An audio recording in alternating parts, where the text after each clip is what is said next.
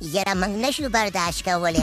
نور موږ نشو برداشت کولی خبره د برداشت نه وتې ده وبر به یې بابر به یې او هر به یې او ډر به یې او ټاپ ته موږ نشو برداشت کولی که نه و بنګالي به یې په دې هکرولو کې زما د دې خولې نه کنځه وباسي که نه اخر چل څه چل شوی دی که نه چې زما د نوم نه یې ټر او پر جوړ کړو او مشفقان رحیمه تتیه پتیه په خټو کې نښتیه خبره څه شوې ده و مولانا محمد رضوان به یې دا خلک په خوب باندې وده دي خوب باندې دا خلک وده دي د ژوندی دا سړی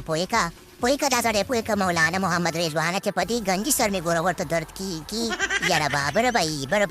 به یې چل دا چل شوی دی که نه چې ول پاکستان د چمپیونز ټرافي نه ووتو او چمپیونز ټرافي د پاکستان نه ووتله وبر به یې او په موږ باندې ډر به یې یاره مولانا محمد رضوانه دا خو هماغه خبره شوه ویاله به خبر شي چې د تارو جبې له ورشي یاره یو شرم و ول دوه شرمه شو دا اخر چا داسې چل موږ سره وکړو اخر زموږ ګناه څه ده یاره شا په تورو کې نه بېختیا شان تورو کې خبره داسې ده که نه چې دا ټول کارونه د دغه ویراټ کوهلي سولي د انوشکا د میړه دي ډېر دا ډرامې شروع کړي دي زموږ ټرافي او زموږ د ملک نه یې وباسله و کوهلي سولي دا خوله دې بنده که چې بچیان به پکې نه نوځي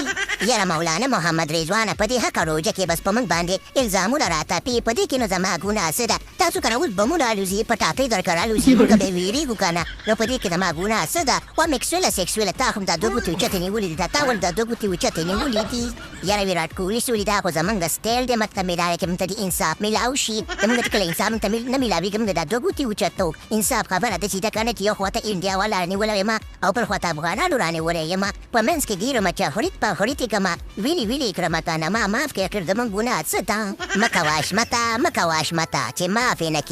نه کړې دا خو زموږ خانداني دښمنان دي ویراټ کوهلي سولي دا چې دی که نه زموږ خانداني دښمن دی موږ خو یې نه معاف کوو او د تاسو خپل کار دی و ویراټ کوهلي سولي د انوشکا میړه یاره دومره کرابول ورکه اوچتې که او راولی په دې ځمکه مه کوه اشمته دا خلک معاف نه کړي دې خلکو سره زموږ هم دښمني ده دا به د خیره سره د خپو خوانه به یې موږ خورو او د سر خوانه به یې تاسو خورئ او په منځ کې چې دا شیونه پکې پاتې شول دا به بنګالیانو ته ورکړو چې بنګالیان یې وخوري چې دا ریډم پرې لږه دا ولږه سړه شي که نه و دقسې دا ګندګیر مال موږ ته پکې پرېږدي وایي دا ګندګیر خواره درته مخ که موږ ښکارو چې د سر خوانه یې افغانانو ته ورکړې ته خپو خوانه یې په خپله خوري او په دې منځ کې چې دا کم شیونه پکې پاتې دي دا شاتین ګیري پړپوس او کلمې دا په موږ خوري دا در سره نه منو پروګرام ته ورګایم